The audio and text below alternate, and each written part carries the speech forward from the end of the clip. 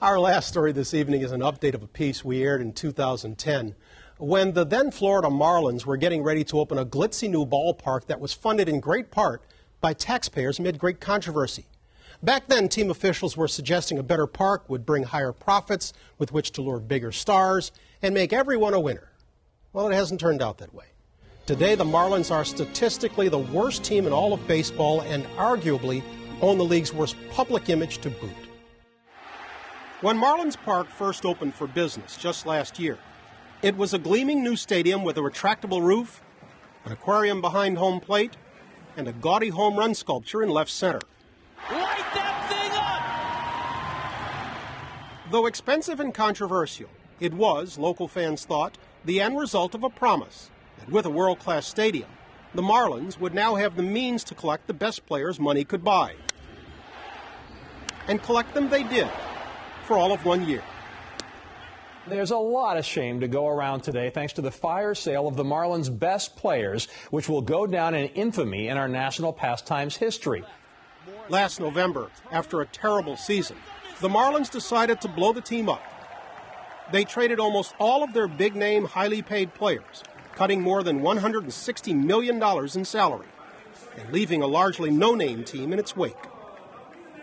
We did, unfortunately, what had to be done, and we're sorry that it had to be done.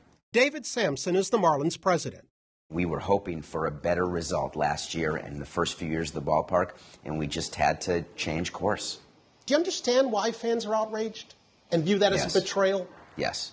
I think that fans should be disappointed and upset, and for that, we're sorry about that. It's not just that they were upset, David. They feel that you're a guy who basically told them, hey, I need a better facility so I can make more money, and put it on the field, instead chose to put it in your pocket. It's not right, Bryant.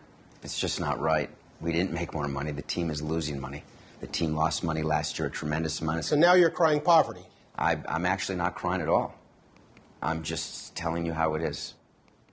Sampson says his payroll moves were necessary because attendance in the new ballpark was lower than expected and costs were higher. But local fans say they feel bait and switched. What it looks like is that you got a stadium, you got your deal, and you pulled the equivalent of like a Ponzi scheme. There was no line at all. And the fact of the matter is, just because we got divorced doesn't mean we were lying on our wedding day. Everything was played up front. Absolutely. I would guess you have to be somewhat concerned that if there's a feeling among ball players that this is a place you get double-crossed, it's going to make it real hard for you to build a winner here. We've had no shortage of players who want to come play here. And if you offer the most years and the most money to a player, they're going to play for your team, whether you're located in the far reaches of Yemen or in Miami, Florida. But this wouldn't be the first time that Miami felt conned by the Marlins. We first met David Sampson in October of 2010, while the ballpark was still under construction. Back then, many in Miami were already incensed at the amount of money that the public was putting into the stadium. This is simply a bad deal for the county and its taxpayers. And at the way Sampson and the Marlins had strong-armed the city to get it, threatening to leave if they didn't get their way. The Florida Marlins asked for and received permission from Major League Baseball to explore relocation. You're a private business. If you really need it, why don't you build it for yourself? For the simple reason that we can't build it ourselves. I thought that they were hiding something. Carlos Jimenez was a county commissioner when we spoke with him almost 3 years ago. Back then, he said he didn't believe that the Marlins were as financially strapped as they claimed and wanted proof. It only makes sense for any kind of business deal that I take a look at the books. Among the questions they asked was, can we see your books? You said no. Right. Why didn't you just open the books? Why isn't that easier? Because in Major League Baseball history, books are just kept private. That's just how it is. Commissioner Jimenez continued to voice his concern right on through the night of the final vote. But they're not willing to give us their financials. Maybe they have more money than they're telling us, and they're able to contribute more into this deal than they're letting on. But he wound up in the minority. Motion passes. And the Marlins got their ballpark. Miami-Dade County would foot roughly 70% of the bill, and the Marlins would pay a token rent and rake in all the profits. Ground is broken. With the new deal, You are getting enhanced value of the franchise? I hope so. You get the income from naming rights? Yes. You get the income from concessions? Yes. You get the luxury box income? Yes. You get the income from non-baseball events? That's the whole object of this, is to get more revenue. Many complain that this was a sweetheart deal that went too far. But just a year later, it looked even worse. The Marlins' financial records were leaked to the sports website Deadspin. It turned out that in 2008 and 2009, while the ball club was lobbying for public money, they were actually making a net income of nearly $50 million, making them one of the more profitable teams in all of baseball. They want to hear you say that you lied. But I didn't lie, and again, if people don't want to believe me, I'm sorry, and I wish they would believe me, but it's just the truth. David Sampson insisted that the Marlins used the $50 million profit to pay down existing debt in order to improve the team's financial condition, and that the deal was still a sound one for Miami-Dade. You know, he's a great spin master. And what's he going to say? We took you for a ride? When we returned to Miami just last month, the mayor who had pushed the stadium deal through was gone, kicked out of office in a special recall election. In his place, voters had elected the stadium deal's old foe, Carlos Jimenez. So help me God. Congratulations. Thank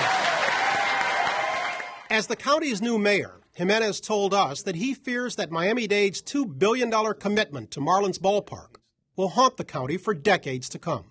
I was against it because of what it's going to do. Basically, we're taking those dollars out of our children's and our grandchildren's hands where they could be funding their own projects 20, 30 years from now.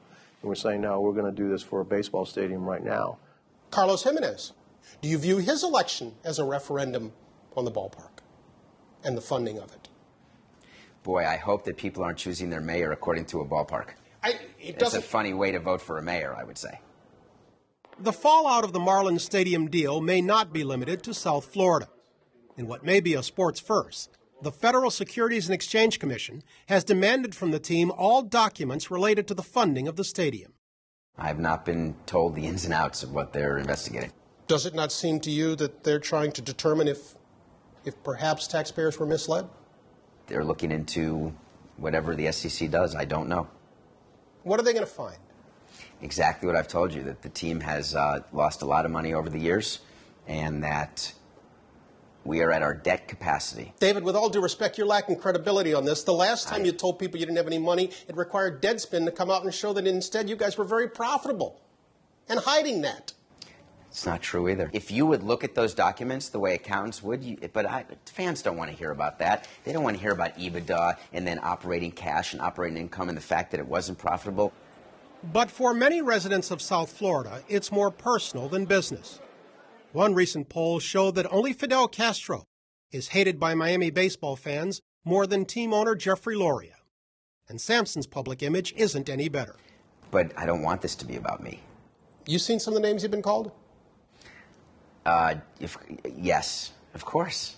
Of course. But I bet you're going to tell me them. Carpetbagger? Okay. Charlatan? Okay. Asshole? Okay. To what extent in this area has it really become about you and Jeffrey Loria? More so than we would like, no question. And again, I go back to it, Bryant. That's what I'm sorry about. If my presence in any way is in any manner stopping people from going to baseball games, I would sooner step aside. But it seems unlikely that Sampson or Loria will step aside for at least 2 more years. That's when Loria would reportedly be able to sell the team without sharing any of the profits with Miami-Dade County. In the meantime, his Marlins franchise, thanks in great part to their new stadium, funded mostly by the public, has increased in worth to over $500 million. He will not sell the team. He loves owning the team. He loves Miami, and he will not sell the team. I think that eventually they will sell. Despite their vows, they have no intention to sell. Their vow, really? Okay. Their promise, their claims. Okay. Oh, well, I'm convinced. Okay. It's not just the mayor, but all of South Florida that seems to have lost faith in the Marlins. The team's recently completed opening week was every bit the disaster that skeptics feared. with the cut-rate team pummeled night after night. The only saving grace was also a sad irony. Few were at the Marlins ballpark to see it. It's nice to have a ballpark here, and it's nice to have baseball. But nobody's coming here.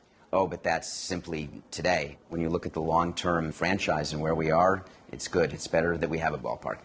David Sampson says that is the big plus, that there is Major League Baseball in South Florida. Is that enough? No, that's not enough. We need to get a better return on investment. You told me you were confident the stadium deal would work out for both sides. Mm-hmm. Could you have been any more wrong? I think it's quite premature to say that for anybody. It seems to me you're being pretty dismissive of overwhelming evidence that this thing has gone south. Right now, of course it's south, and that's why I'm very sorry about what happened. Where's the evidence that the light at the end of the tunnel isn't a train coming to hit you? You just hope it's not a train. You just hope. 2 weeks does not a season make, but the early returns on this year's Marlins, not good. As I speak, the Marlins at 2-11 own the worst record in all of baseball.